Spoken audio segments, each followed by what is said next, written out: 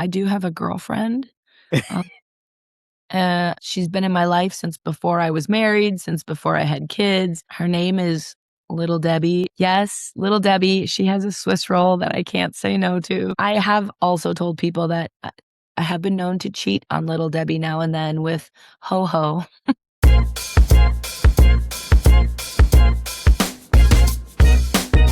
Hey, Delishees, grab a plate and taste the delicious culture. I'm your host, Jon Francois. We're feasting on food, pop culture, and lifestyle with musician Jeni Grouws, who I have the good fortune of having a great history with. Can you believe it? Nearly a decade ago, I worked for Jeni and her parents, Bob and Colleen, at Adult Album Alternative Music Station, KDEC-FM in Decorah, Iowa. Thank you, because you had me graduating from part-time radio job in Connecticut to my first full-time radio job in Iowa. And I always tell people who are willing to listen, it was the best year and a half of my life. One of the best decisions I've made in my life, because I just met so many kind people, including yourself.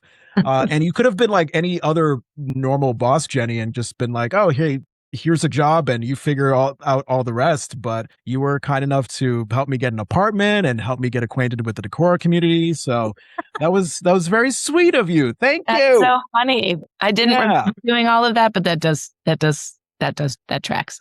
You don't remember doing all of that? No, but I mean, the thing is, hi, by the way, it's so good. That was a different hairdo ago, Jeni. I remember you had like the short red haircut, and now you have like the longer blonde hair. That was many hairdos ago. I am back to what my hair would be, and then but right now, last night I was trying to fall asleep and I was watching TikToks on people going from blonde to red. So you never know. Last time I knew you, I was like burgundy red, but I was like, what if it was like a nice sort of like cowboy copper? That would be fun. But anyway, I digress. I just have to say that I remember all those years ago. I remember hiring you. I remember having you come in. I don't remember the apartment and all that stuff, but what I do remember is how excited I was that you were coming. And I was just so grateful to have you on the staff, because I do feel like the almost 20 years that I was at that radio station were a real good like learning curve for me in terms of sort of the kind of people I wanted to work for and the kind of people I wanted to work with.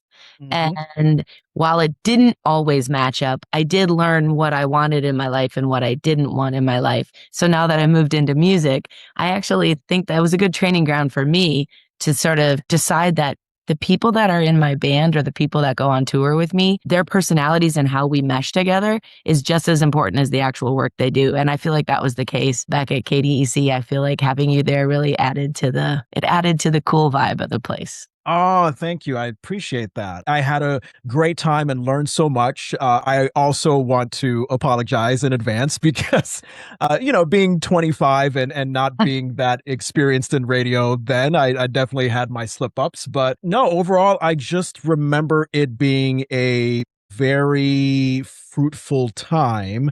Okay, here's a question. Yeah. Was there a time, now I feel like I'm interviewing you. Yeah, please. No, I don't care. Go ahead.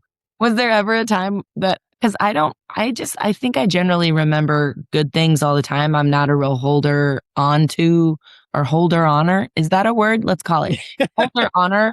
Hey, I write songs for a living. Yeah. You know what? Holder honor, holder honor. I'm down with it. Yeah. Like the negative, I guess I don't mean that in a hippy dippy way. I just mean that that's not my nature. I sort of feel like the good is what I remember in most things. Right. But was there ever a time when you were like, oh my God, Jeni, you're not a very good boss? No. You were great in terms of like being firm while also being a wonderful personality. Like I loved the fact that we could both like talk business, as some people might say, but also I could just talk to you about life stuff. There's got to be like one time when you were like, because I think about these things all the time, like how I asked Darren Swenson once. Remember our news director? Yeah, our news guy, Darren Swenson. I asked Darren Swenson when I was leaving to go do music full time back in 2019. I said, so I know when I started here, you were pretty concerned and didn't think I was going to do a very good job here. And I think you were warranted in that concern at the beginning. Yeah. I said, can I ask you in the end how like now that we're almost 20 years in, what do you think? And he was like, I think you did a great job. And he was really complimentary. And I said, what would you say is my strength? And he gave me something, which of course I don't remember. But I said, what would you think is like, what's my negative? What's the thing I need to work on? And he said, you're very impatient.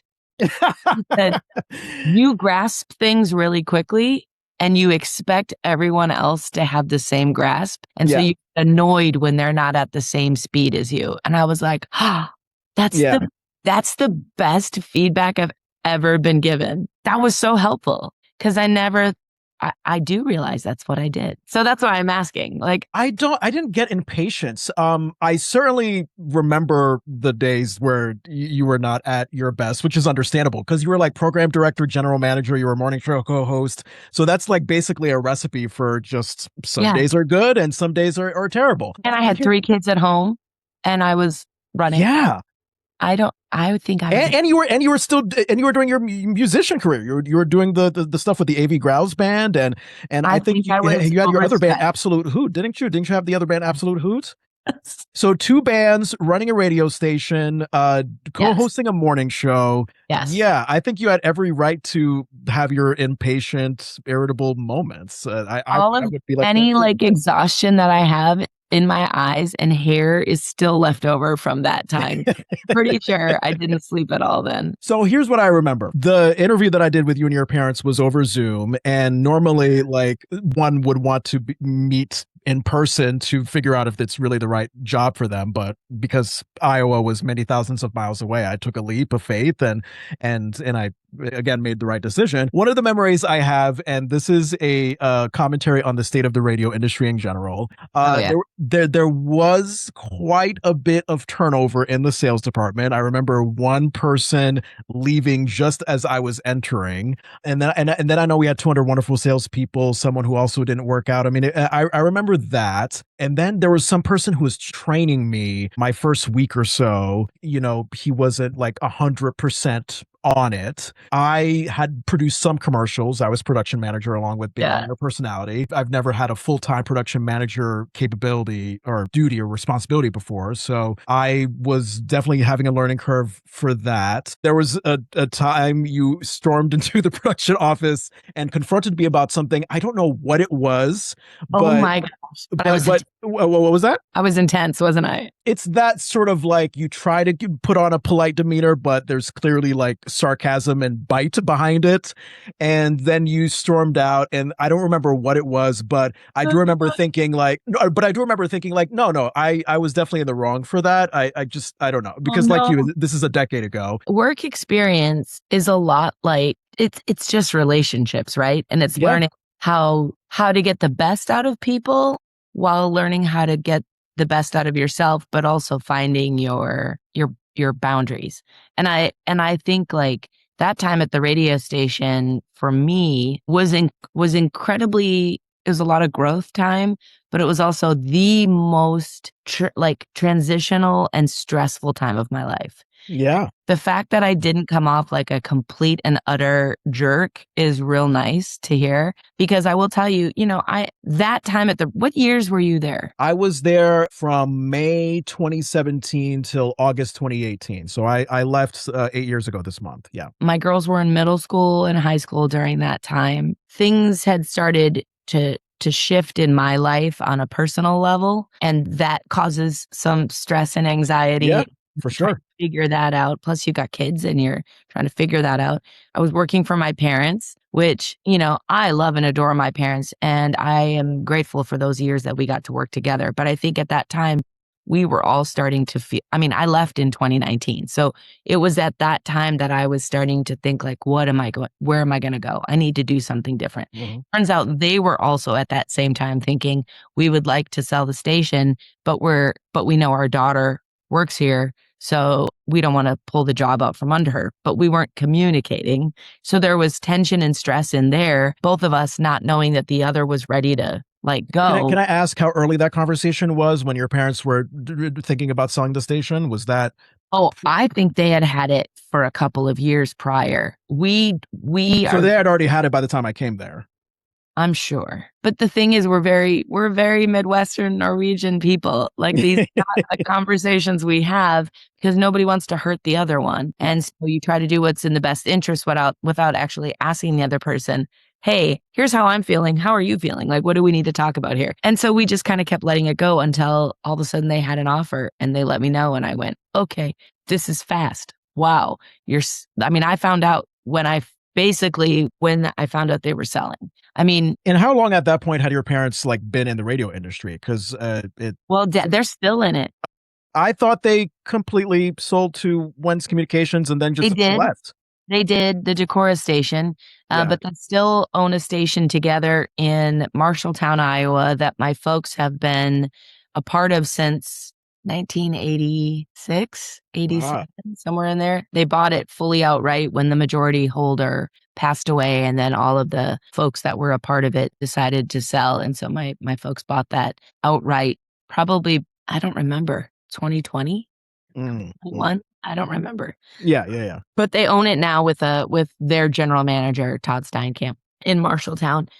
So they're still in. And my dad's been in radio since 1966. He went to Brown College, the broadcasting school up in the Twin Cities. It's always been our family that broadcasting was. So coming to work, I don't even know if you knew my background, that I had gone to the University of Iowa.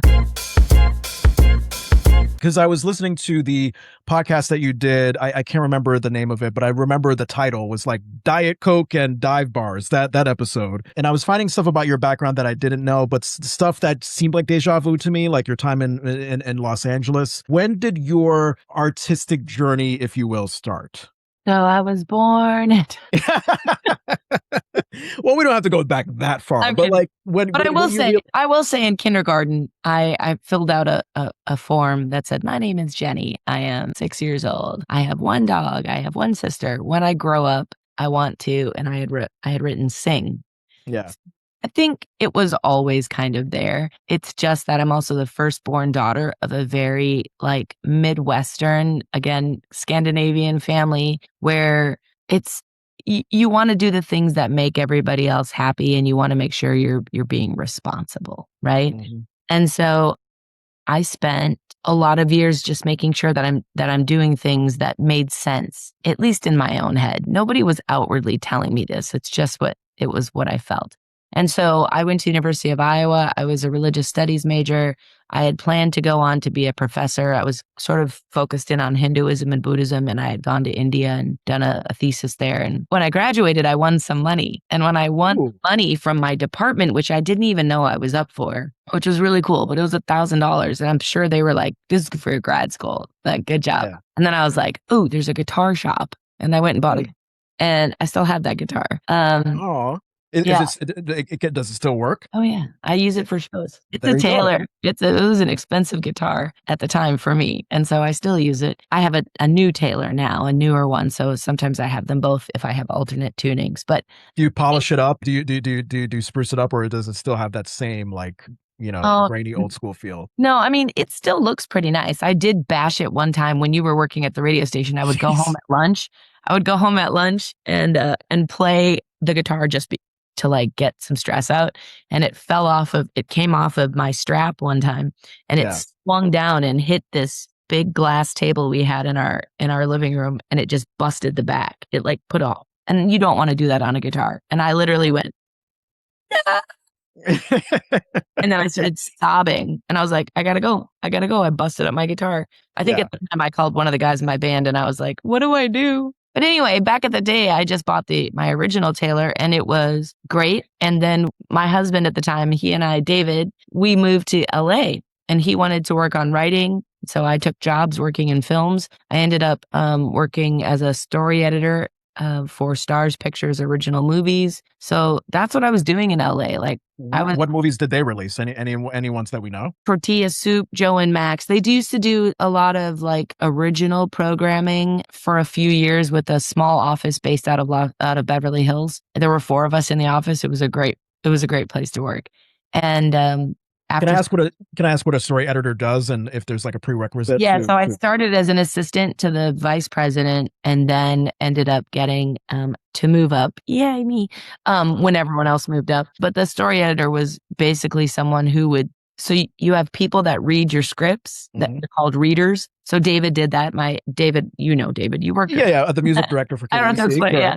So David was one of my log readers. So he was home with our kids, and they would also read these scripts, and then they give like grades to it, little reviews and grades, kind of like a book report, right? Yeah. But it goes in, and the book report is basically, should you look further at this screenplay or not, or it's not right for stars. And because there are screenplays that are well written, but they may just not be right for that, what we were trying to produce. And so the story editor would take the scripts when they came in, give them another read. So another person would have eyes on it, give another report to a certain extent. And also was part of, like, while they're in production, when something had been greenlit, we would be the ones, if some script changes needed to be made, to offer suggestions. We weren't the final decision, but it was really cool. I literally sat on a couch in Beverly Hills with a refrigerator stocked with Diet Cokes and waters and whatever I wanted to drink while I put my feet up and read some screenplays. Is that where your love of Diet Coke started? Oh, no. Well, how far back do we go with the Diet Cokes? I don't know. Well, yeah, we were talking before the recording that you have now converted to Diet Pepsi. Can you explain why? I'm a diehard Diet Coke drinker. I have been my whole life. I think ever since my mom started dieting, she would go to the weight loss centers, and we used to go to with her. And so they would drink Fresca and Tab, and then eventually Diet Coke came in. And when Diet Coke came in, it just felt like a treat, because I was always kind of a chubby kid, and I just wanted a treat without having to have all the treaty calories. The Diet Coke was it. Until not this January, but last January. So in 2025, my oldest daughter, Lillian, gave me a heads up on some practices that were going on in Coca-Cola with immigration policy. She was like, Mom, here's what they did. Here's what's not good about it. Everybody's boycotting Diet Coke or Coca-Cola products right now. We're trying to make a point. And we did, across the globe, Coke sales just plummeted for a while. But she really asked me to do that. And I thought, my kids are awesome. Yeah. They're smart women. They are kind women. They are funny women. And she asked her mom to consider doing something to help bring awareness to what she thought was a poor policy. And I thought, that's the least I can do. So I started buying. So what were the? So can I ask? Because I'm not familiar. Was Coca-Cola putting money into a anti-immigration policy 2 Januaries ago, when Trump was really working hard to prove that he was making a stance on immigration, and he really wanted to showcase that we're getting people out, we're moving them out. So he went to the big companies and was like, "Hey, we gotta make some action here. I'll make some action for you. You make some action." Yeah. So he went to Coca-Cola, and I mean, when I say his people went to Coca-Cola and basically said, "We need everybody out." That's not. And so they did. They in an instant fired everyone that was undocumented. Now, how did they know who all was undocumented?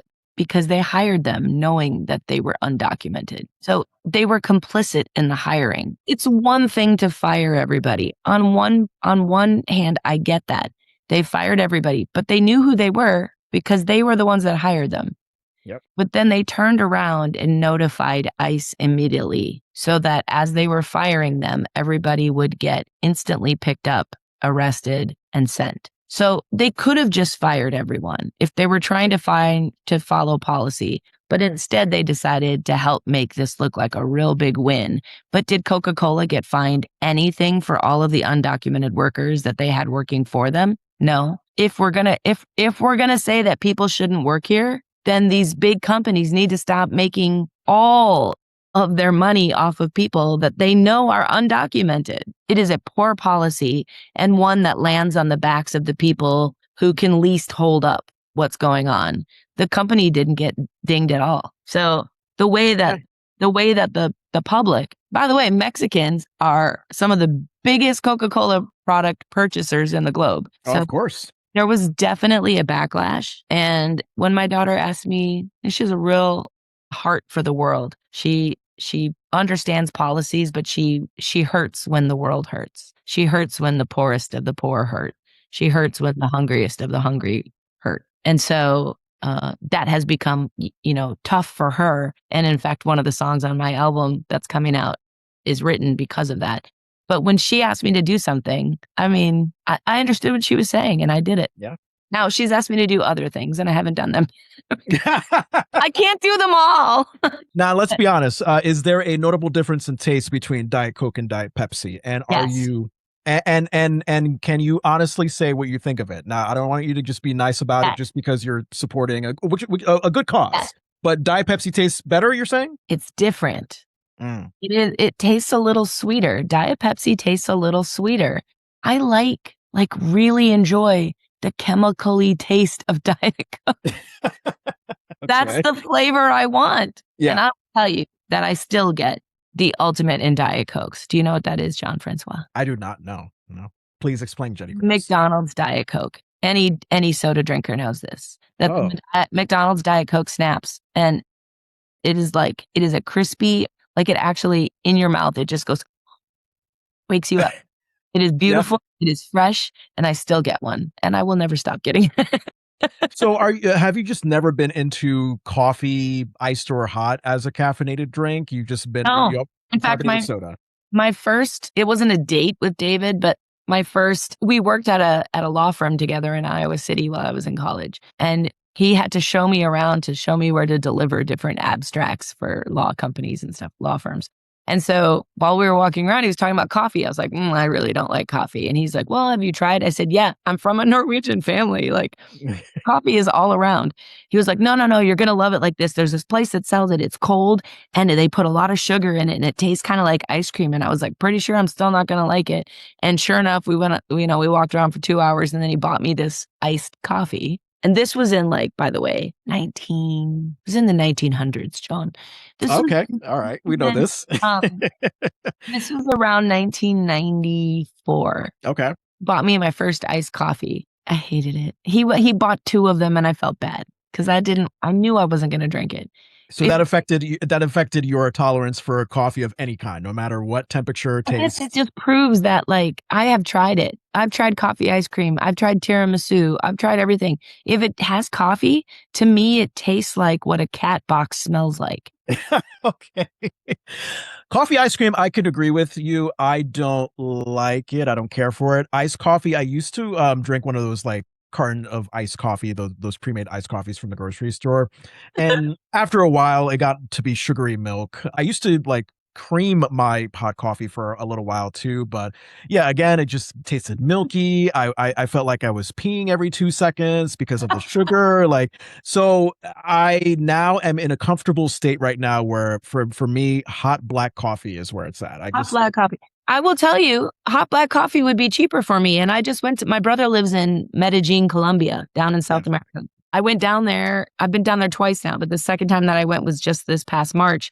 And I went on coffee tours and I drank a flippin' coffee. And I'll be honest, it did taste better from a drip pour where it was more like a hot tea, because I do love hot tea. If you go over to my kitchen, which is a mess right now, but if you go over to my kitchen, there's a ton of teas over there.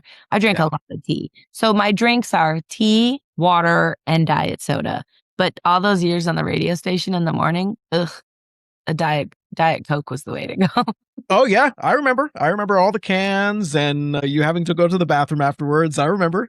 All the time. Hey, caffeine. I will tell you this. Everybody talks about cortisol and caffeine puffiness. You can tell people that have a lot of caffeine because they're puffy. And I was like, if I'm puffy from all the sodas I drink, I'll bet you I'm a size 2 if I stop drinking. Okay. I'm kidding. But I mean, my point is, if that's the theory, I bet I'm super slim if I stop drinking them, but I will never stop drinking them. I will remain puffy. You have lived in this age of acceptance in terms of caffeine. That is. I've given up everything else. What have you? Wait. What else have you given up besides caffeine? Oh, I'm always on a health plan. I'm just, you don't eat this and you don't eat that, and then you're not supposed to have this in your diet. You're not supposed to use this on your hair. You're not supposed. I don't know. I have a laundry list of things I don't do anymore. I've kind of cut down on beer, and I'm from Wisconsin, so I love beer. And I still have tequila, don't get me wrong.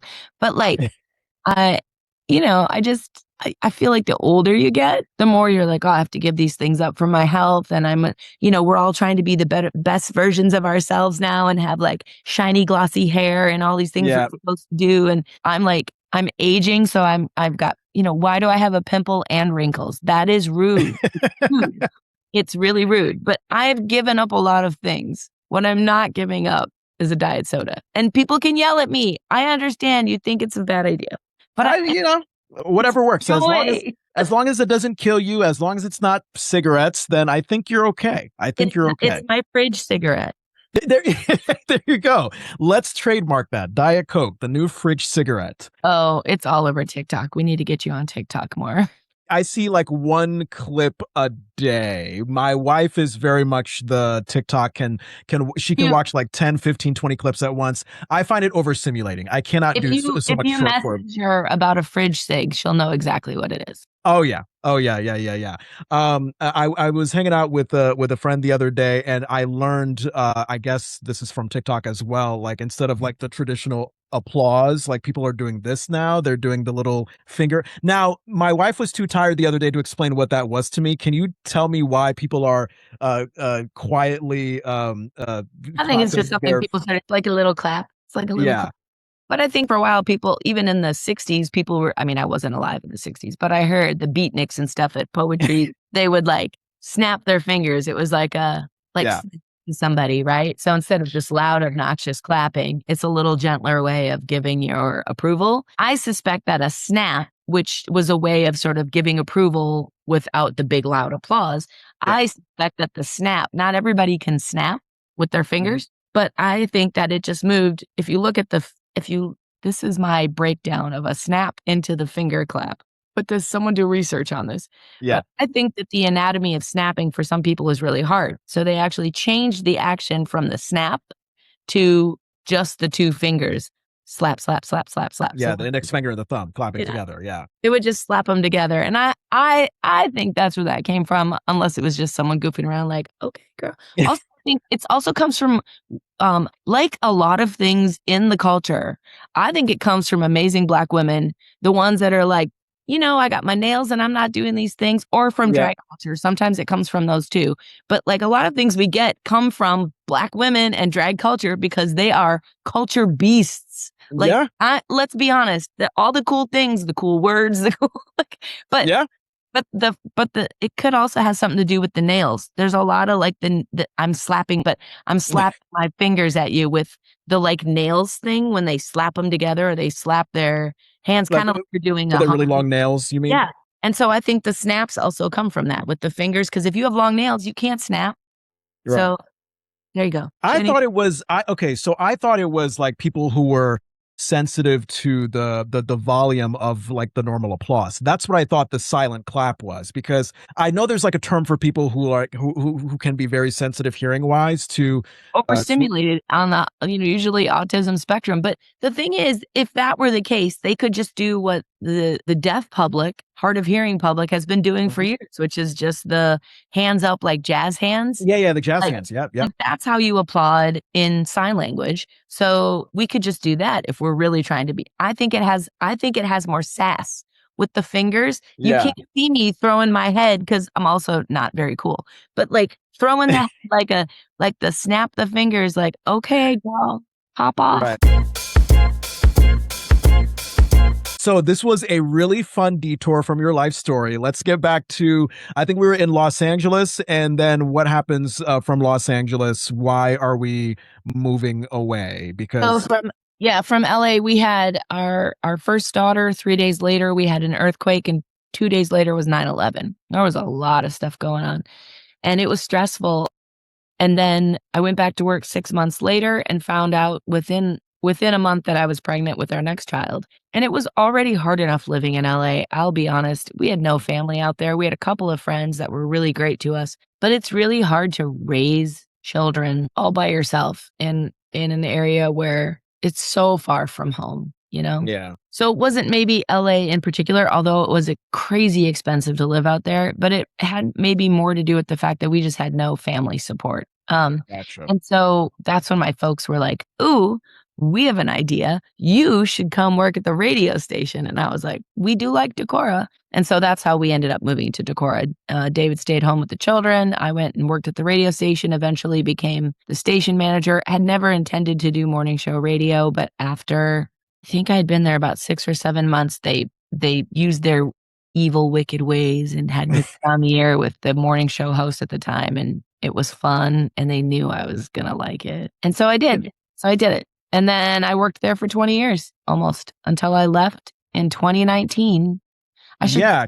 Can I ask, what about Decorah made your parents say, okay, we have to, put radio roots there? Or did they already live there? Or was it just something special about the town where they're like, we got to be there? No, we had moved around. So I grew up in Eau Claire, Wisconsin. And so Dad worked at Wax and Way in Eau Claire, Wisconsin, where he wrote the Menards jingle. Yes. The lyrics and the melody, I should say, not the music bed. And then we moved from there when I was the last 2 months of 7th grade. We moved to Marshalltown, Iowa, which is where they have the station now.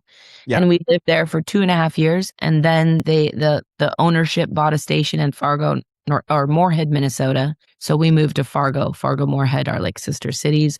So we moved to Fargo, where I went to high school. And then I graduated, left, and went up with people. And my sister had her senior year left in high school in Fargo, and they moved back to Eau Claire, Wisconsin. So and my little brother was in, the younger school, like grade school, so it wasn't as big of a deal. And they moved to Eau Claire, where Dad worked in landscaping for a year just to get out of radio. It was kind of wild. But after a year, they decided they wanted to get back in radio and they wanted to own something themselves. And they wanted to do it together. And I thought that was really cool. So they had a specific size they wanted. They wanted a specific size town. They wanted a very culturally interesting town. And so the two places they had looked into like really seriously were Elizabethtown, Kentucky, and Decorah, Iowa. And Decorah, Iowa was so much closer to my mom's mom and dad and my dad's dad. I'm trying to remember who was still alive then, but my folks' family. They thought, we're within 2.5 hours. We can now drive and see our parents. And so that's why they chose Decorah. Now, going back to what you said, culturally interesting, if you don't mind, for the audience, can you explain specifically, like, what about the culture of Decorah makes it interesting? Yeah, I think it's unusual. Now, it's not a super diverse community. And when I say that, I laugh because it's like 99.948 white. We can say that for Iowa in general, really. I know. It's a Scandinavian town, but here's what I think is culturally interesting about Iowa. Has a lot of warm people, lovely people, but not very beautiful places. Don't come at me for that, friends. There are some places that are really pretty, true, but Decorah is beautiful. When you drive into town for the first time, and there's a reason that people come from Minneapolis to vacation or Chicago to vacation there. When you drive into town, it feels like a little Norman Rockwell town. Like it's got a cute downtown. It's only a population of 8,000 people, but it's thriving. It's thriving in 8,000? I thought it was 3,000 when I was there. No, 8,000. The school has about 2,000 people. So has it always been that much? Where did I see 3,000? I saw 3,000 somewhere. No, that would be wild. That's about the size.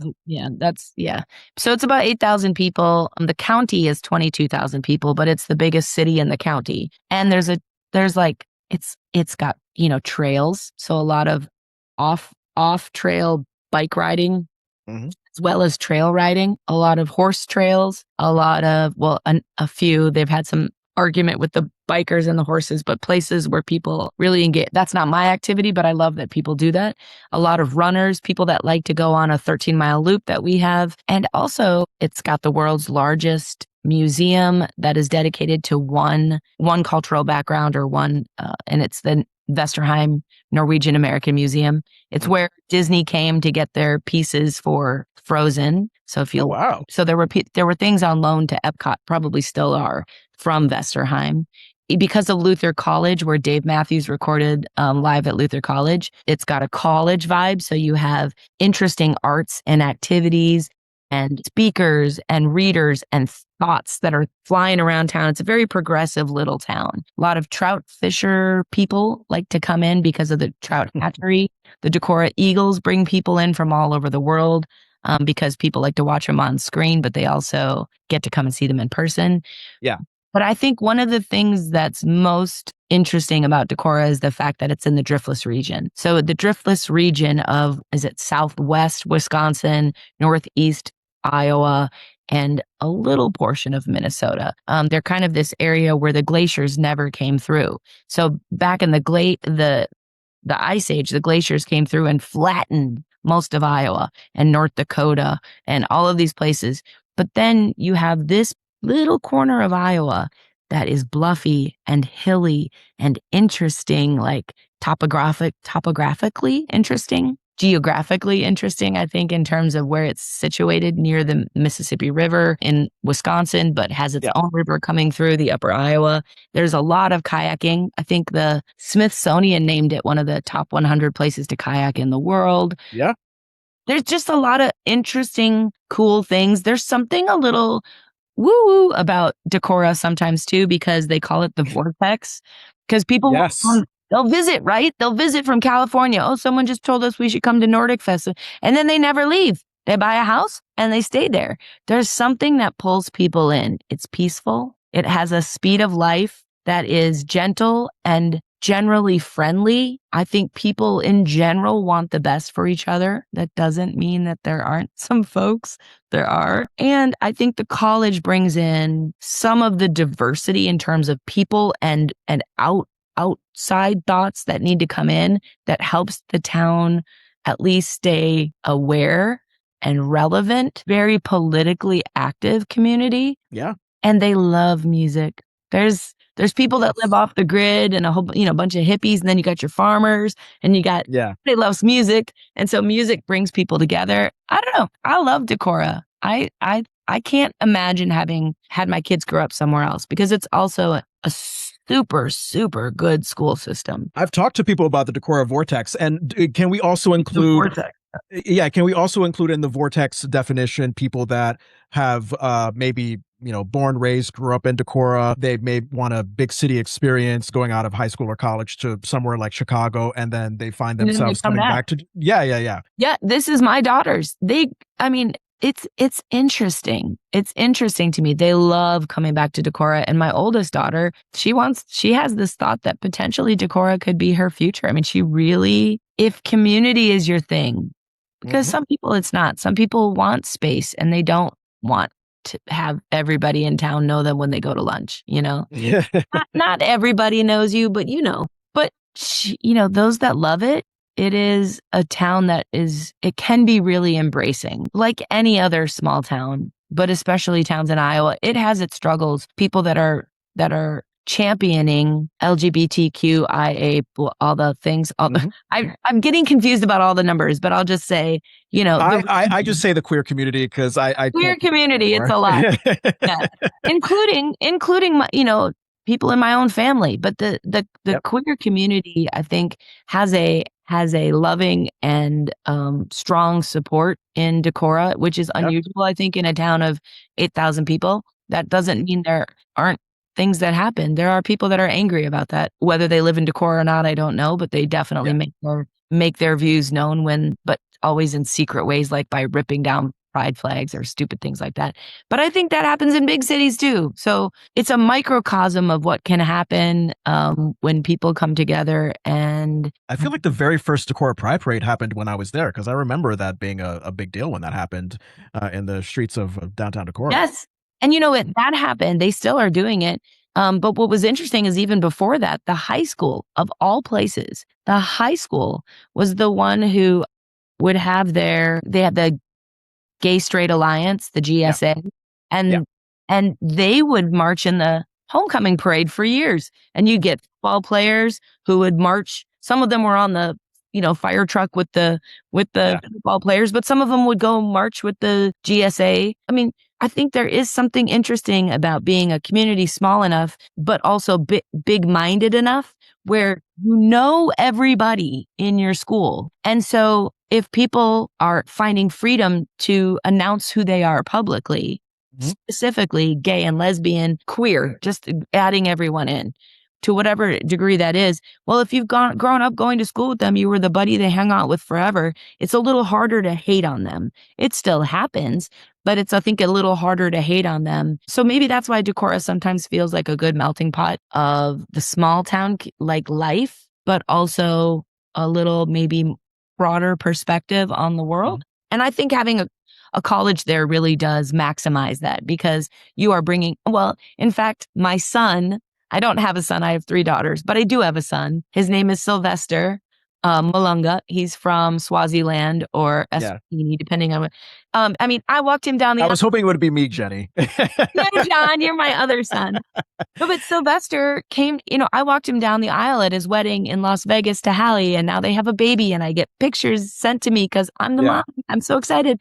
And like Sylvester, the only reason our family met him, we wouldn't have met someone from Swaziland, was because he came for Luther College to be a student here, or here. I'm in Omaha now, but in Decorah. And honestly, he loved it so much that even after he graduated, he kept trying to find jobs in Decorah. Like a man who grew up his whole life in this tiny little country in Africa, wanted to live in Decorah because he knew it was a beautiful and welcoming place to live. One of my regrets was that I didn't stay longer, because at that time, and you and you probably could relate to this when you were in your 20s as well, but there is a certain like drive and not being so much in the present moment and always being consumed about what your future is when you're in your 20s. And that's where I was at when I just happened to be in one of the most beautiful places on earth, Decorah, Iowa. And I think if I were where I am right now, having been here in Vermont and found a home here for 8 years, like I think I would have been there longer. So it was a wonderful, welcoming bunch of people. And I told anybody from Connecticut I was moving to Iowa, and they looked at me like I was just this freak out of nowhere. They were like, "Wait, what is there? Aren't there? It's just like what, cows and farmland, like." And also, like, you're a black person, like, so it was like this. It was this mixture of like, what did your parents? Because I remember your family was awesome. Yes, So my mom, like many moms, she operates on a lot of worry and fear. So yes, there was a lot of like, oh, it could not work out. It could not work out. And at that point, I was 25. I had been living at home for 3 years past college, and I told myself, coming from a family Cape Cod vacation, I think like a few months before, 25 years old, I want something big to happen in my life. And then this opportunity landed, and I was single. I had nothing to lose. I wanted a new, fresh experience in my life. And that's what you and your parents gave to me. And I just think about the time frame and who I am, like being a person of color, moving to this majority white state during the first Trump administration, and the fact that it just happened. Yeah, and it could have worked against me, but the fact that it was a very welcoming, progressive town, the fact that so many people were kind to me based on me being on the radio, and I was able to find a nice community doing theater there. Like it's a time in my life that I often look back on and think, wow, that was really, really special. And I did appreciate it at the time, and I did have experiences and adventures for sure, but I definitely would have liked to appreciate it even more, and stayed at least a year longer. It was great. I understand that. I think that's just life. In our 20s, we're ready to like go try everything, and we should be. That's what I tell my daughters. Are all in their 20s now, and I'm like, go do it all. Go experience it. And in some ways, I feel like I'm doing that now as a 50-year-old woman. I'm doing that now. Like, I'm kind of experiencing the world in a new and different way, that I think having my 20s all over again a little bit. Which So I love that. And say hi to your family, by the way. Oh, thank you. Yeah. Especially my mom. My mom would love to hear from you. So because she has always said that you basically took her place when I was there, because I was there thousands of miles away from family and friends, and she kind of she looks at you fondly as someone who was looking after me. Oh, I was definitely looking after you. I actually remember I knew I wanted to hire you. You're a joy. You're smart. You're fun. You're smart. Oh God. Yeah. You like to talk a lot, which means good things on the radio. And like to a fault. spoken from somebody that talks a lot. And I just remember you coming, but I was feeling protective of you because look, it's a white community. And so every time I say that, someone will say, yeah, but there's that one family. Okay. Yeah. The fact that you have to say, oh yeah, but there's that one family, like that lets you know. Yeah. Exactly it. And so I was very, I mean, I don't think I said this to you, but I was very, what's the word I'm looking for? I was very intentional about how I introduced you to the community. I got your picture and I'm so thankful for social media. I put you all over social media to make sure that people knew that you were moving here. We were trying to find you a place to live. We were, all these different things because I wanted the community to instantly recognize that there's a new son coming into our town and we want to help him. And the people that are the helpers were the first ones to jump forward. But it also did a secondary job, which was, because I said, make sure if you see Jon on the street, say hi to him, and we said it on, but I also said it on social media and on our website. And I was going to use the word calculated, which makes it sound like nefarious some way. That's not what I mean, but it was very intentional. I wanted people to know there's this man coming to our town. We need to make him feel welcome without saying, hey, there's a man coming to our town that is white. Let's not scare him, friends. Yeah. It was wonderful. I mean, there were times where I was like a bit like scared and nervous by all the love and kindness coming at me at once. Sorry about that. I didn't. No. It's okay. It's okay. It was all me because I could be a shy, socially awkward person, and when I'm moving in this completely new town, not a lot of people look like me, skin color wise, and I'm thousands of miles away from family and friends. Yeah, sometimes there were moments where it's just like, oh my God, this is all so much new and so much change. I got to hide in a corner somewhere. But no, eventually I just embraced it and made a lot of friendships that still last to this day. I mean, I went to a buddy of mine's wedding in Colorado, and that was a friend that I made from doing community theater in El Cader. So, that's so cool. Yeah. I mean, I still message with other friends that I've made through the radio station. So I have you to thank for that because I just met some kind people and still talk to them to this day. I love it. And you deserve all of those things. I mean, you were a great asset to what we were doing. And I know it was a short time, but I hope you feel that. I mean, you in a short period of time made the radio station and Decorah a bit better. So thank you. Oh, thank you so much. I appreciate that. Okay, pause. Don't answer. Oh, the most seductive noise for the Diet Pepsi and Diet Coke addicts is just the sound of that drink opening. So how did you not lose your mind when you were doing both radio and you were on the road doing live music? Like, I did. Take me through. So we did the radio aspect. Take me through the genesis of you being a live musician. How did that all come about for you? Well, I had pushed music down for a really long time and just did the jobs. And when I was working at the radio station, my folks. So at the radio station, I called them Bob and Colleen because I'm good at sort of making the distinction between mom and dad and Bob and Colleen to work with. So at the radio station, Bob and Colleen were trying to do things that were kind of fresh to freshen up the station. And one of the things that they had done for years was Star Seeker karaoke. And I didn't want to do karaoke. I did it for a couple of years with the radio station and it wore me out. It was great for what it was for, but I didn't want to, and they didn't want to do it anymore.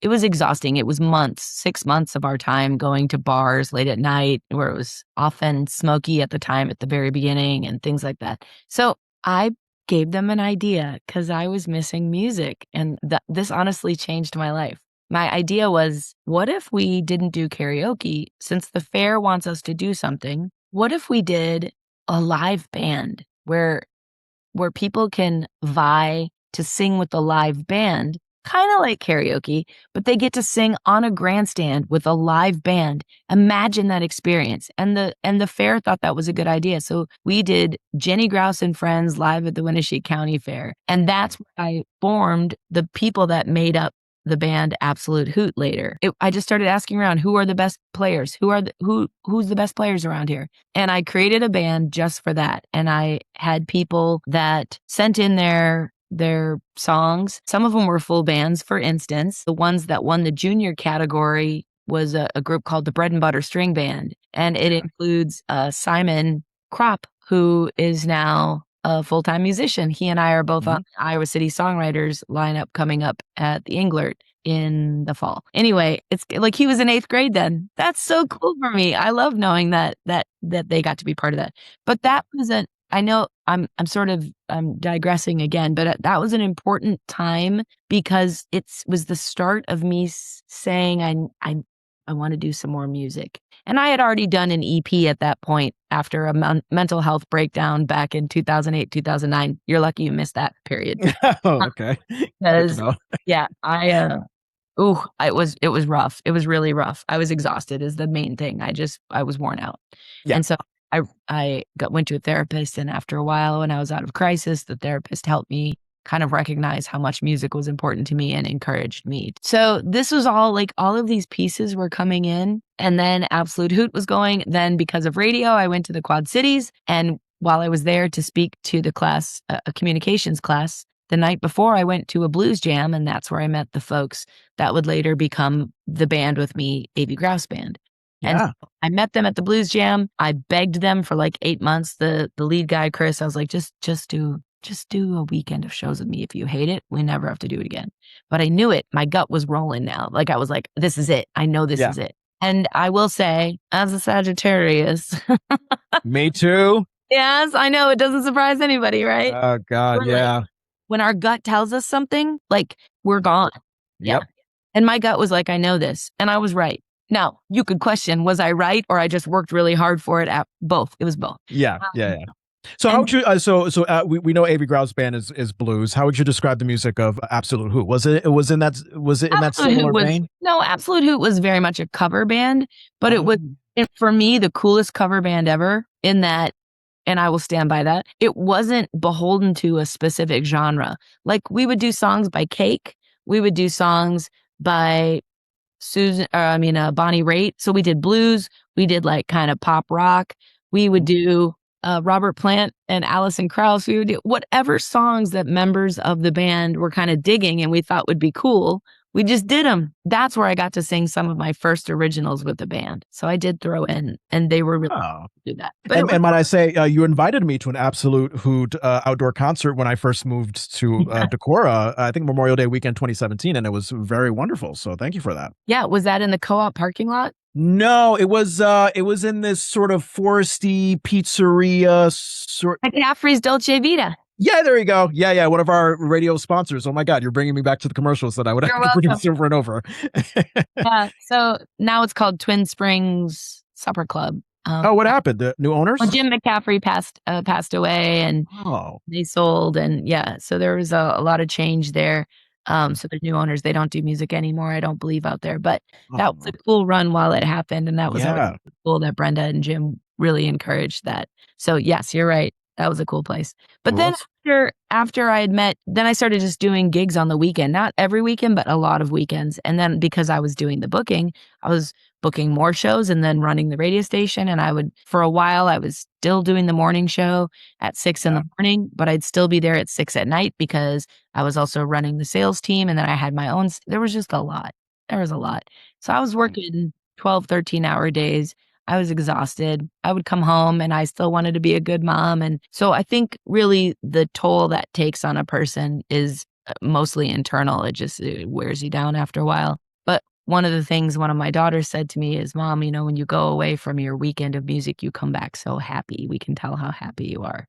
And they had gotten older at that point by the time I started doing more and more. And so eventually, September 2019, my folks sold the station. I was going to continue to go on with the next radio station, the next owners. And then... Oh, you were intending to work with them. And then I woke up that morning when I was supposed to go in and sign my contract. And I knew I had tours coming up to Florida I was going to be gone for 2 and 3 weeks. I had opportunities that were coming out. So my perception was when I saw the news that the station was being sold on Facebook back in 2019, I thought, oh, okay, Jeni is loyal to her family and wouldn't work for anybody else. I thought you knew from the get-go that you weren't going to work for the new owners, but it's money, honey. Yeah, you're right. Yeah. Any stable paycheck, for a musician is great. But but go ahead. What led to the change of mind? It was literally in the morning. I was in bed and I looked over at David and I said, "This is a bad decision. It's not only a bad decision for me, it's a bad decision for the new radio station owners.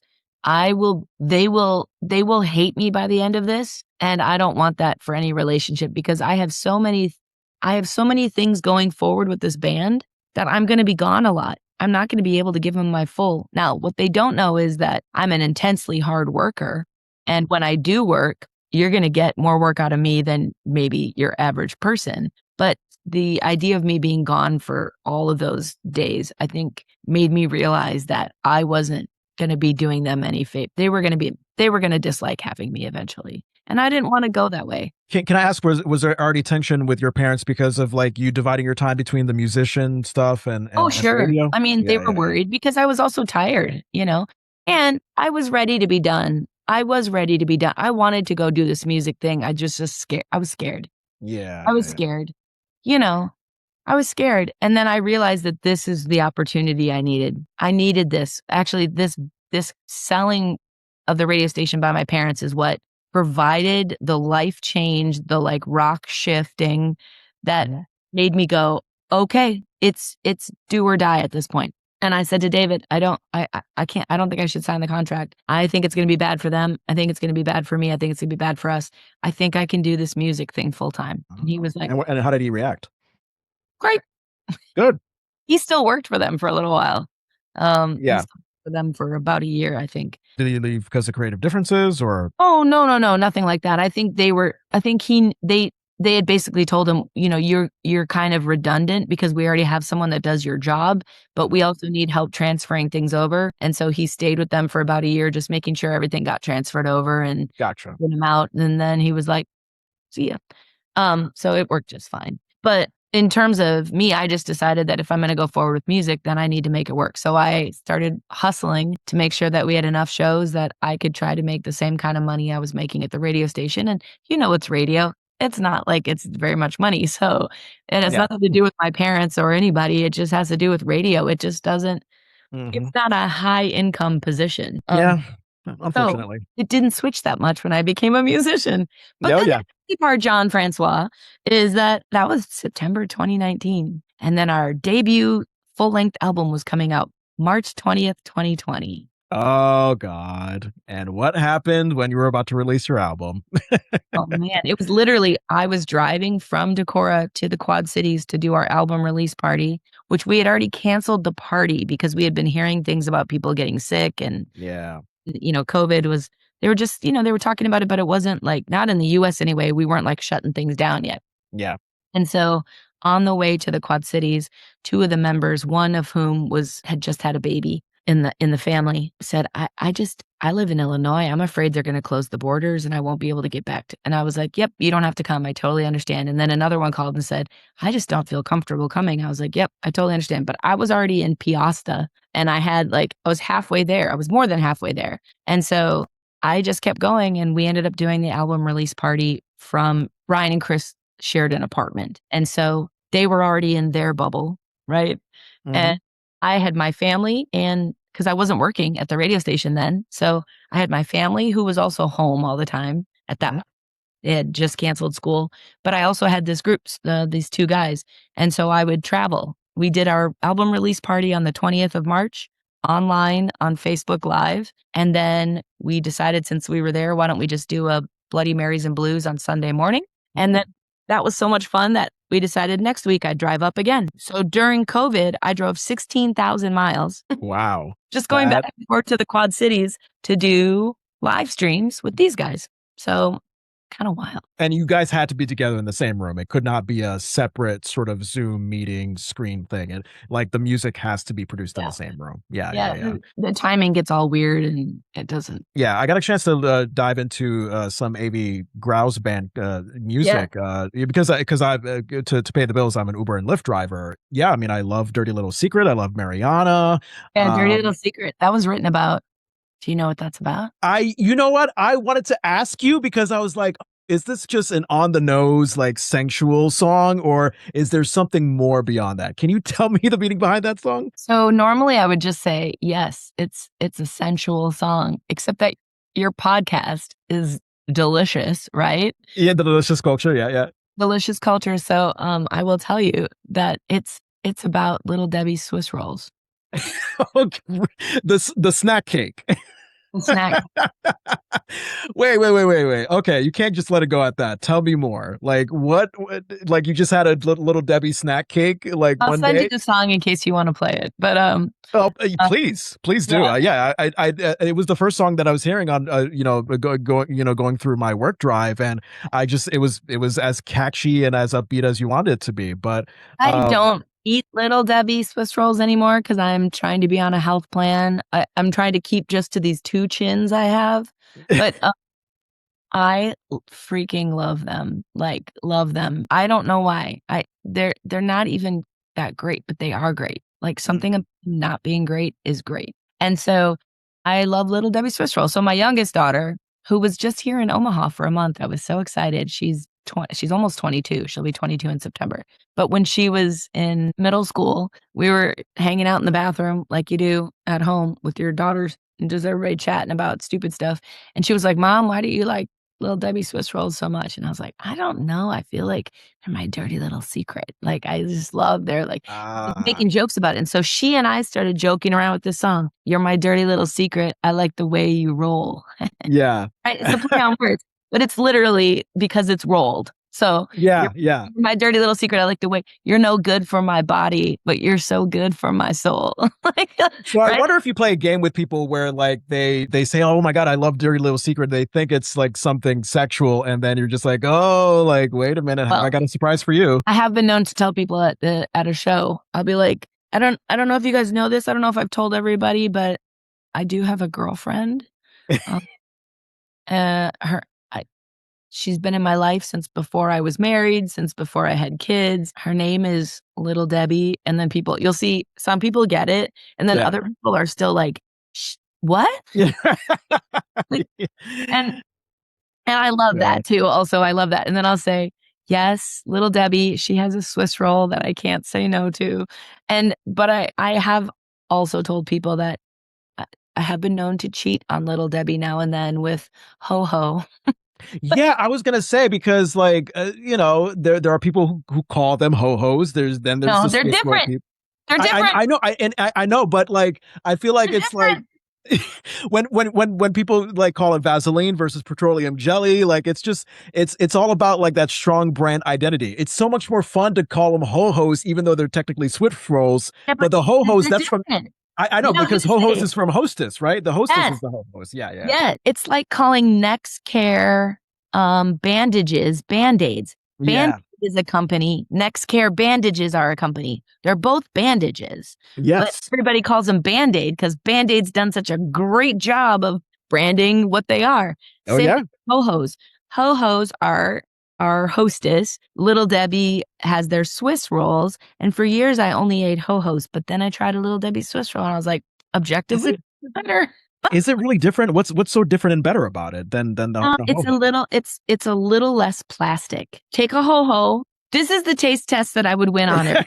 Ho-Hos versus Take Swiss a rolls. Ho-Ho and a Swiss roll and a Diet Pepsi and a Diet Coke. Diet Coke can versus Diet Coke McDonald's. I will win. You will never get a wrong answer from me ever. Okay. All right. And you know what? And I will follow it up. And and coffee.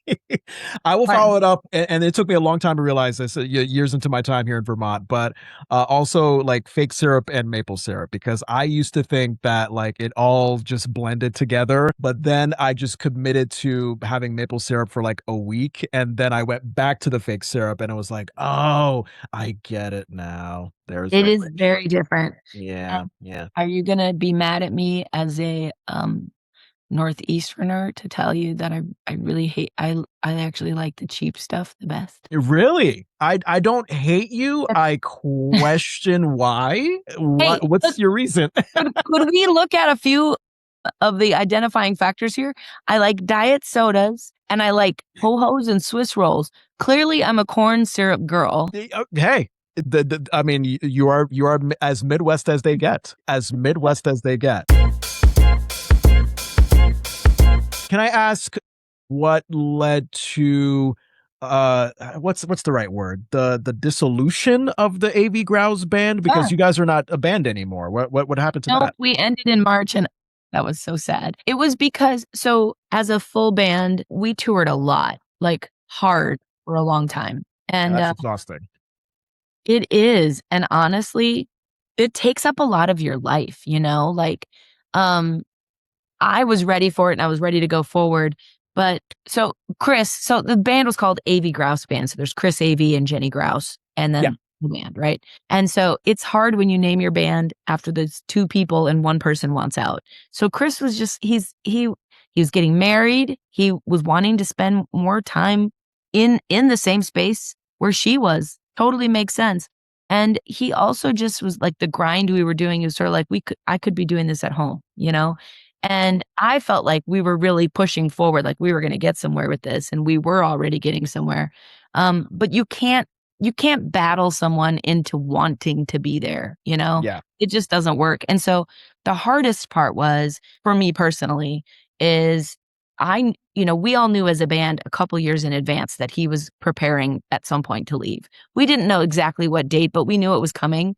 So then that delayed wanting to write an album. We didn't really put an album together because we knew he didn't want to tour it, right? I was also going through a divorce at the time. My kids were all off at college or in other places on the globe, and I was going through menopause. Holy crud. There was a lot of stuff going on, Jon. And it was just a really tough time. So I was really sad that not only were my like relationships changing with my now ex, my kid's father. I prefer that because he's such a good man. And then also my children, they were all off. I was an empty nester. I was going through this change in my own life. And then I was losing my income, my band. I mean, the thing I had put all of my energy and all of my eggs into in that basket. that's a So lot. it was an intensely stressful time, but it also felt like a very freeing time. And so I realize now, after a lot of tears and stress and worry, that just like my parents selling the radio station, which launched me into doing my next thing, that this change with Avey Grouws Band, which officially ended in March, but I knew it was coming. So I was already prepping for it. It launched me into a new space, which was, and the divorce too. I mean, all of it. Where am I going to live? How am I going to pay my rent?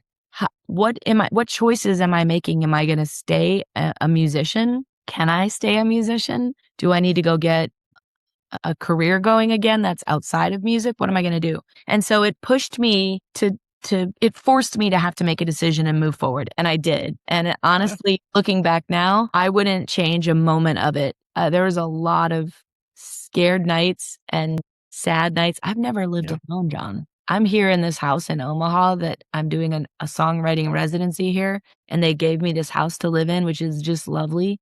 It's called the Music House. I've never lived alone. Here I am for the very first time, Well, living questions. on Two myself. questions. Wait. One, so you like when you first moved out of your parents' house, you went like right in with David I or went to whoever Up part. with People. Oh, live Went with to Up people. with Okay, People, okay. so I was on the road for a year. Then I came back from being on the road and I moved into a house with 7 women in Iowa City. And that's when I started working at the law firm. I met David, and 3 months later, I moved into his apartment. And then yeah, that was 30 years of living with him. So okay, so question one, what is that like living alone for the first time at this stage of your life? and two, talk. I'm curious about the foundation of how you got that Omaha music residency that you're at right Well, now. that came from music friends. So my friends Terry O'Dobby and Anika Chambers, who are both incredible blues women, one out of originally from Houston, Texas, and one out of Oakland, California. They're my girl. Like they're my friends. They give me the hard truths.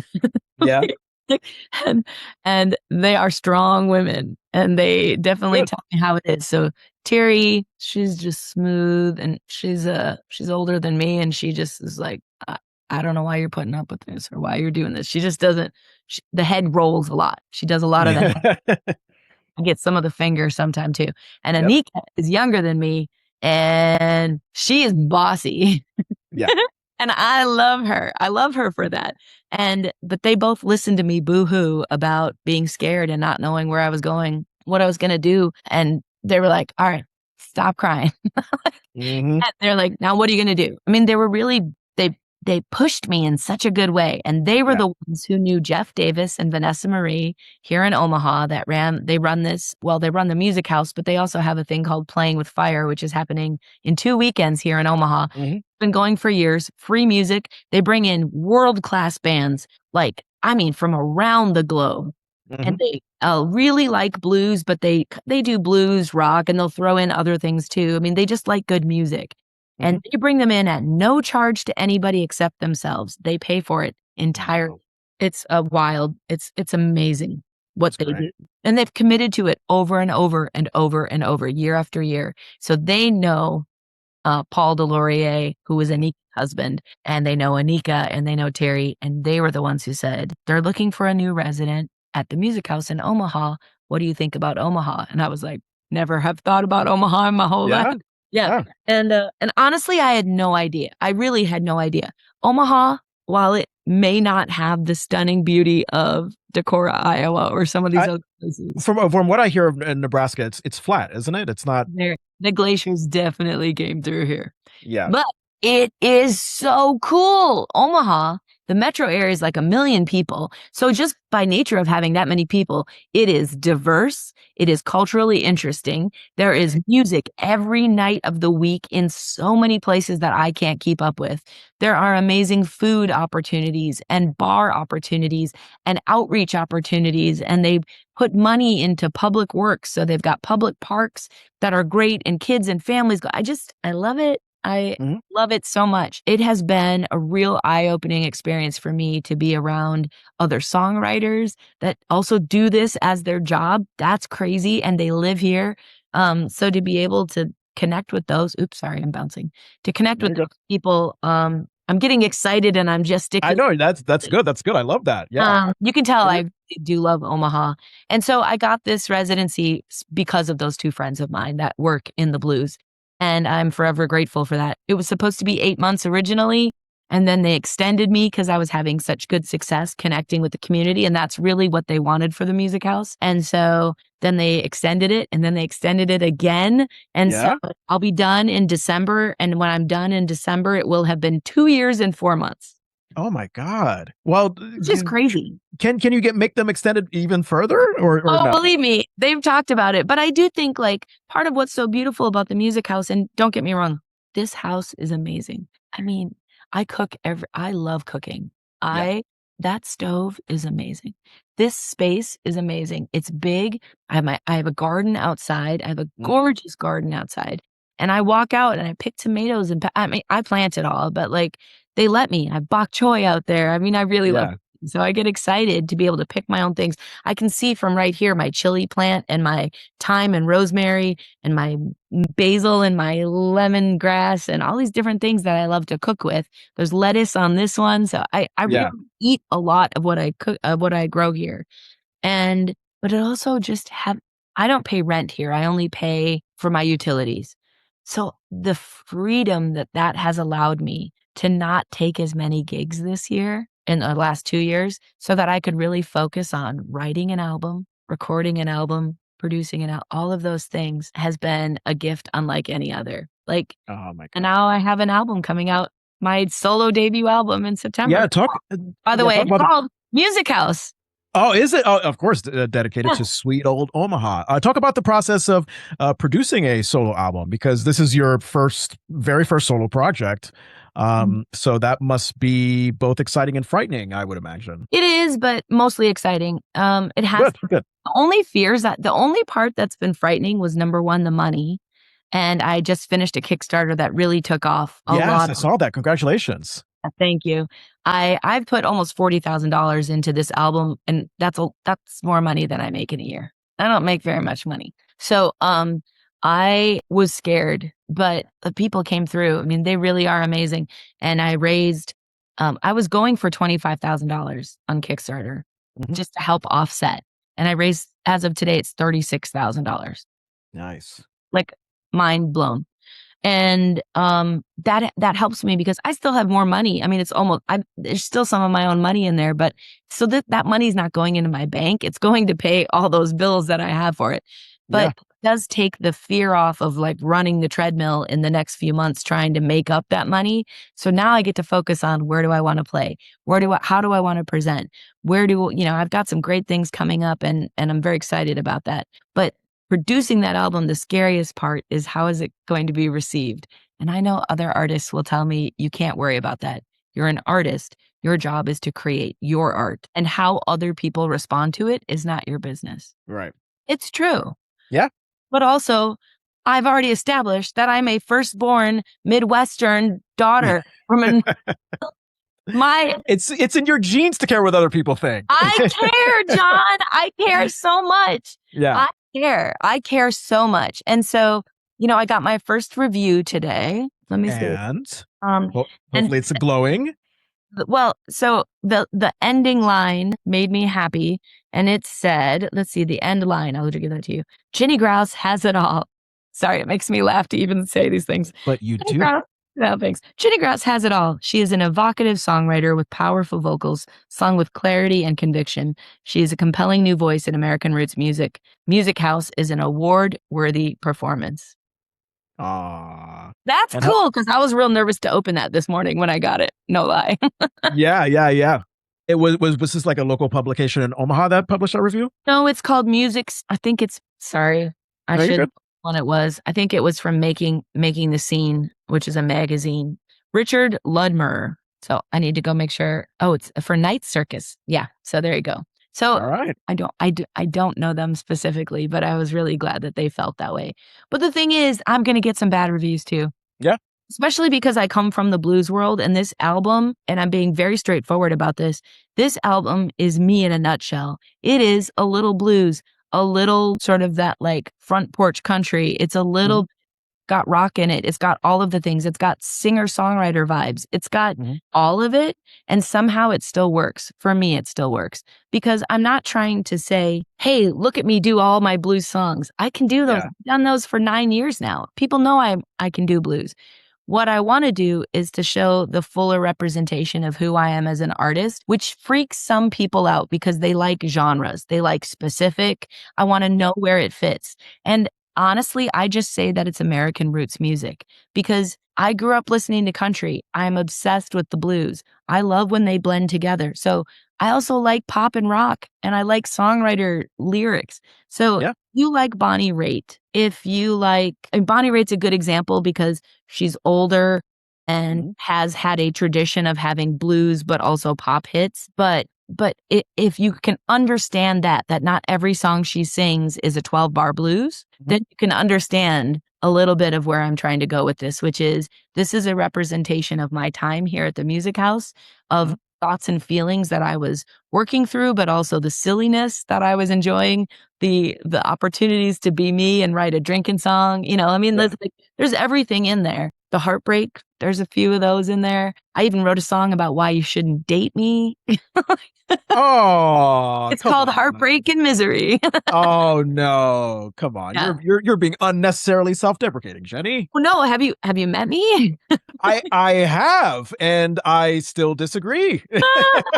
I'm big on the self-deprecation. In fact, someone told me that I need to ease up a little bit, but it's also just part of who I am.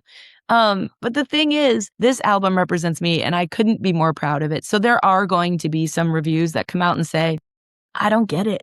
But that's okay, because what I do know is that the people that like it I think they're gonna love it. The production is so good on it. I went down to Nashville and worked with Casey Wasner, who we also worked with Avey Grouws Band. And he's from Northfield, Minnesota originally, farm kid. He's so good. He's Kev Mo's drummer. Has been Robin Ford's rhythm guitar player. He has Grammys for the Taj Mahal Kev Mo albums. He's just great. He's amazing. So yeah, I'm really excited. And we're all going to be out in Vegas together so the album comes out September 4th, and then on September, I think it's the 13th, 14th, whatever that week is, 11th, 10th, 11th, 12th, 13th, 14th. We're all going to be out in Vegas for what's called the Big Blues Bender. And it's Kev Mo and Taj Mahal and Bonnie Raitt and Kenny Wayne Shepherd and Jeni Grouws. Yeah. Look That's at you. crazy, John. I know. Oh my God. I'm so happy for you. Thank you. You and I used to hang out on Nordic Fest doing like morning show broadcasts, and now I'm going to be out in Vegas with Bonnie Raitt. Like, what is going on with my life? What is life? Yeah.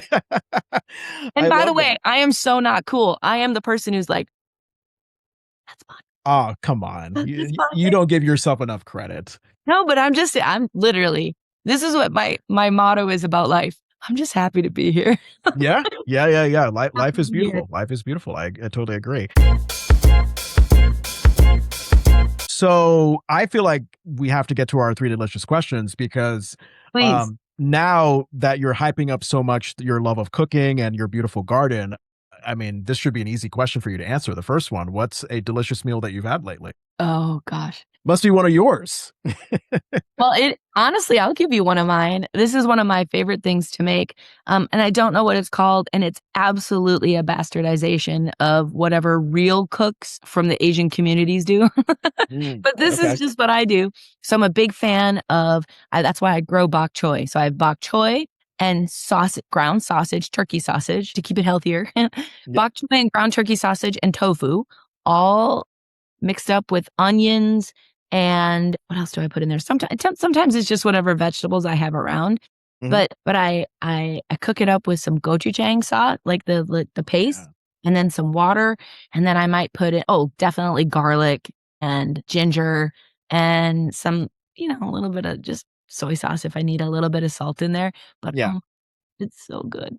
I love it. It's one of my favorite meals. Either that or I have tomatoes up there, and I have some pasta that I made last night that I have cooled overnight so that it has less of a glycemic index response. I want, because I'm getting old. What does that mean? I have no idea what glycemic index response means. So go Google it. It'll be a whole thing. But like people that, I'm not diabetic, but people that are trying to work on their insulin levels spiking and things like that, a lot of people start working on like why rice and pasta and things like that are bad for you because they spike your glycemic index. However, it turns out if you cook them like they do in other cultures, for instance, in Asia, they tend to make the rice, but then they'll cool it and then they'll wait and then reheat it later.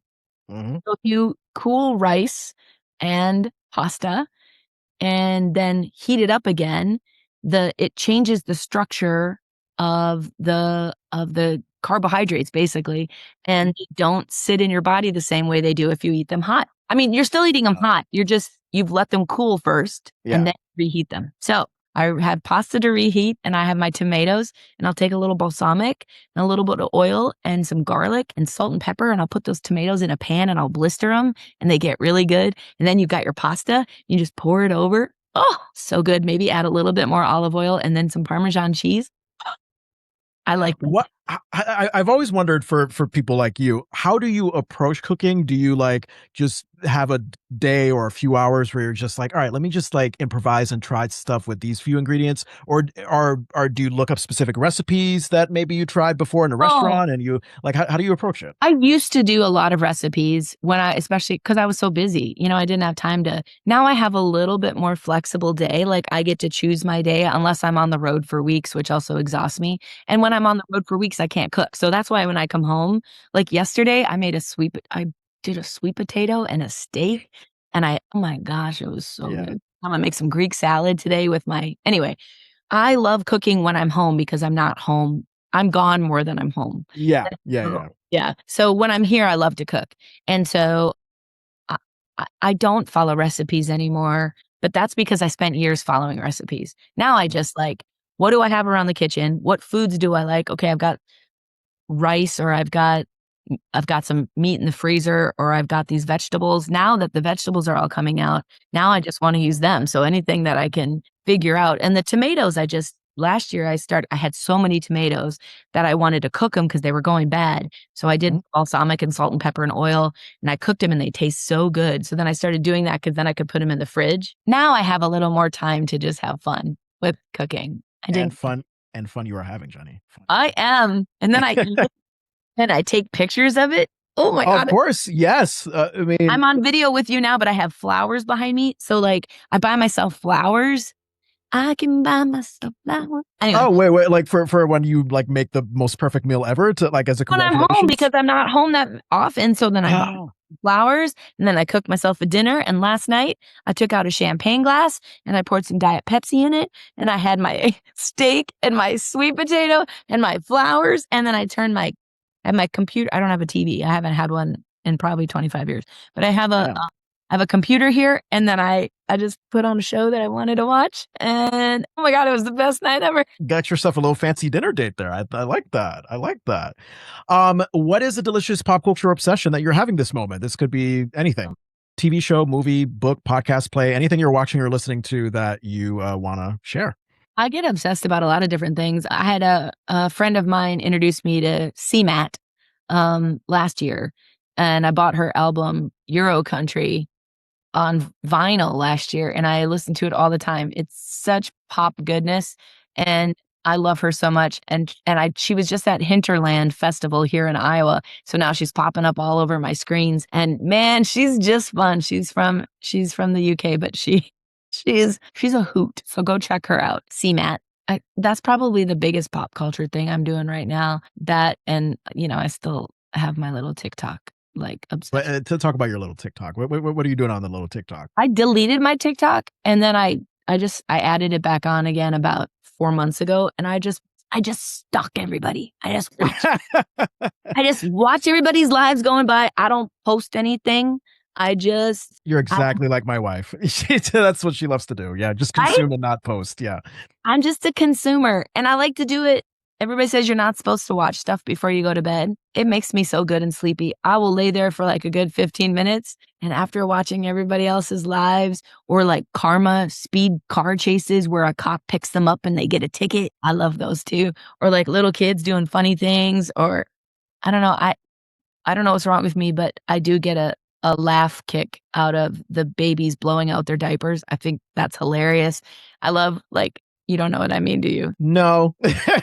But I will say, as a musician, and given the fact that TikTok reigns so large in the music industry these days, I'm surprised that you're not putting your art out there on TikTok. And I'm curious as to why. Yeah, it's a good question. I'm sure the people that I'm working with on distribution and things like that are going to want me to. I don't know. It's probably twofold. One is I just don't have time for it. Like, it's to keep up with that level of posting. I do like one social media post a day. That's about, and sometimes I have to like share another thing, but I don't spend a lot of time on it. TikTok just sort of calms me down at the end of the night, shuts my brain off from working. And then I'm focused on other things because I'm probably a little ADHD. Like I'm thinking all the time, like, oh, I should do this. Oh, I should do this. Yep, ooh, I should same. do this. Yeah. So you know what I mean? So staring at something else calms me down. Yeah. And then then I realize I'm tired. And then I go, oh, I should go to sleep. So I like that it's not work for me. I like that it's just pure enjoyment. I'm not going onto TikTok thinking, oh, I should have posted another one, or all these people commented and now I have to respond. Not have to, but want to. But now I just feel like there's a lot of comments, and also, I don't know, there are absolutely people my age that are posting on TikTok and doing well. Yeah. It's just, I don't know. Maybe I feel like it's just not my spot. That's fine. But who knows? I say that now, Jon, and then next week your wife might be like, "Hey, I think this is that girl." Yep. Who's this Jeni from the band? Right? She sounds fantastic. So last question, what is the delicious thing that's happened in your life lately? That's not your album. because I know your album is coming up and that's great, but that's not your album. That is great. Actually, it just made me teary. And I think usually when something makes me teary, it's because it's just real. It's true. It's real. The most delicious thing that has happened to me recently is super corny, Jon, but it's just like finding myself after years of feeling a little bit lost and not sure of who I was. Yeah. And realizing this is what's making me teary, realizing that I can do this by myself. I can. And I mean that in life, but also with my album and with my band and with my, to suddenly in the last 2 years have to sort of be totally in charge of my own self. And that can be really frightening. I've actually found that it's the most joy-filled, freedom-filled, just like inspiring way to live for me right now. That can change in the future, but that's the most delicious thing right now is realizing how happy I am finding my own way right now. That's so great. Oh my God. So corny, look at me getting all teary.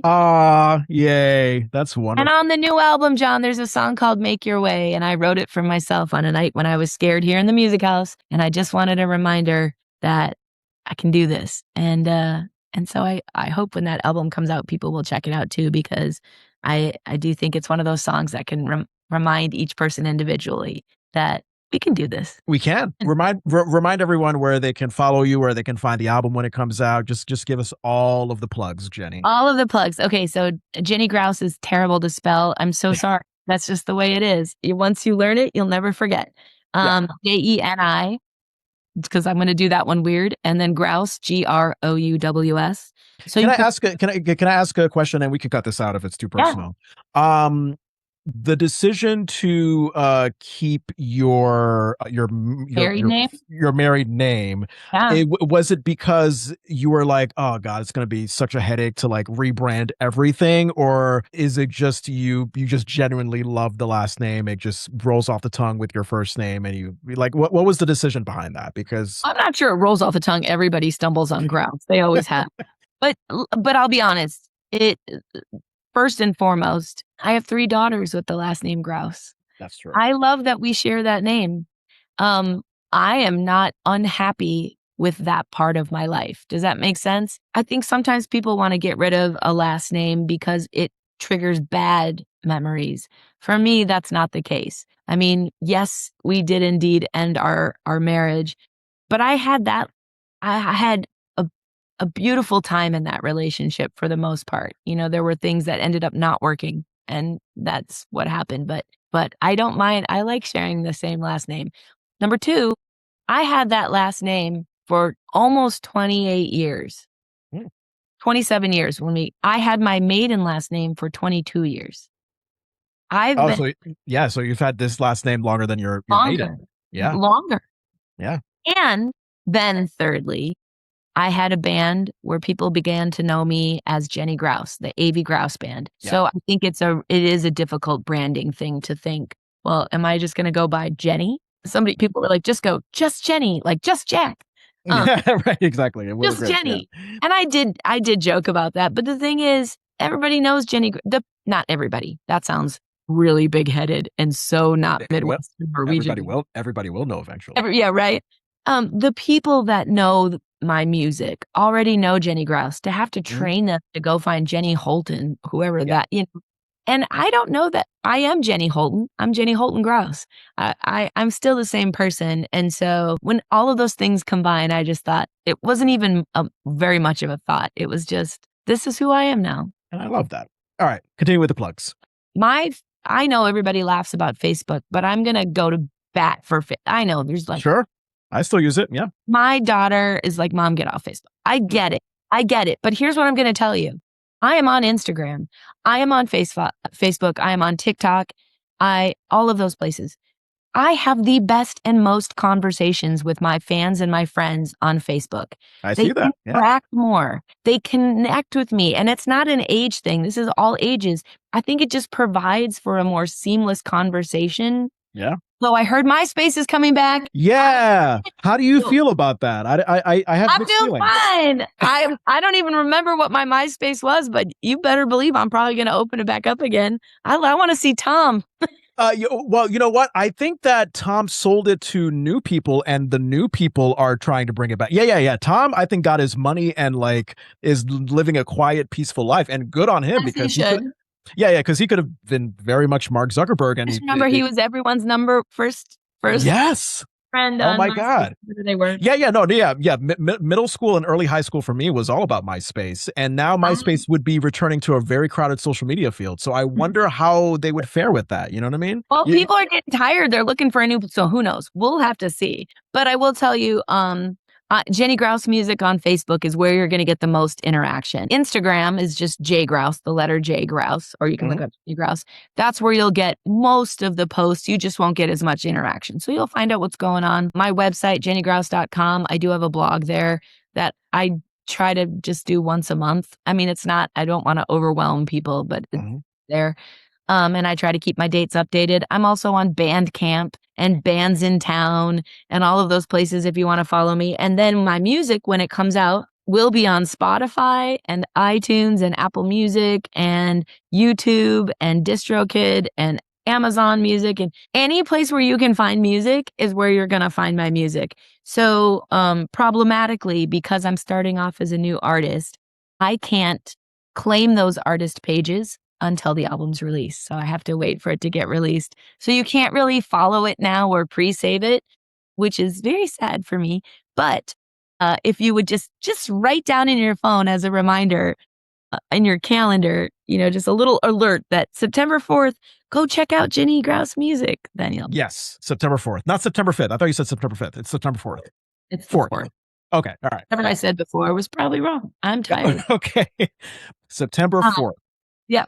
Friday, September 4th. And if anyone's living in Iowa, I'm having my album release party in Des Moines at Captain Roy's with a 10-piece band, horns. I mean, this album, John, just before we go, I am talking horns from the Tedeschi Trucks Band. Emmanuel from Nashville arranged my horns and played on it with Roy Eggy, who was with the New Power Generation and Prince for 15 years, and Evan Cobb, who's played with everyone from Aretha Franklin to Keb Mo. And then I've got Drew Smithers, who is the slide guitarist for the Marcus King Band, the freaking Marcus King Band. They're on my album. Jason Isbell, Southeastern, his album is that album is my all-time favorite songwriter album. And the man that played bass on that entire album is named Brian Allen. He played my entire album. Just what? So anyway, I'm very excited. There's some great people on there. And then this really nice person named Jeni who wrote the songs. I wonder if I know this nice person named Jeni. Yeah. This is wonderful. I'm so happy. I cannot wait for the album release. I'll do my usual plugs here. Follow The Delicious Culture, everybody, wherever you get your podcasts: Apple, Spotify, SiriusXM, Amazon, etc. If you like the podcast, please rate and review on Apple and Spotify. Email with any feedback at thedeliciousculture@gmail.com. Follow us on Instagram and TikTok at The Delicious Culture. Subscribe on YouTube at The Delicious Culture. Jon Francois. Jon Francois is spelled JONFRANCOIS. See, you have one of those names too. I do. Yeah. Well, make sure you spell the name Grouws. So and also spell the name Jeni, because people might think it's with a Y at the end. JENIGROUWS. Yes. Now, is technically where you are right now, can we still consider that a hashtag Grousehold? It is a hashtag Grousehold. I still love hashtag Grousehold. It really rolls off the tongue. That is very Grousehold. I have to give thanks to Captain Awesome for coming up with that name. But Jon, thank you for having me on. I'm just so proud of what you're doing in the world, and you always make me happy every time I see you. I feel like you're like one of my little radio kids. Yeah, I know. You grew up to be a man, and now you're married. It's so weird. I know, right? I'm so old. Like, what is? No, you're not. No, you're not. If I can change careers in my mid to late 40s and end up on the Billboard charts twice in the top 10 position, and now come out with my solo debut album in my 50s, Jon, and do it, you can do whatever you want. Don't let anybody tell you can't. And say hi to your mom. Thank you. I will do. All right. Well, this was great. We got to do this again. Until next time, let deliciousness ring. You're my dirty little secret. I like the way you roll. Yeah, my dirty little secret. I like the way you roll. You're no good for my body.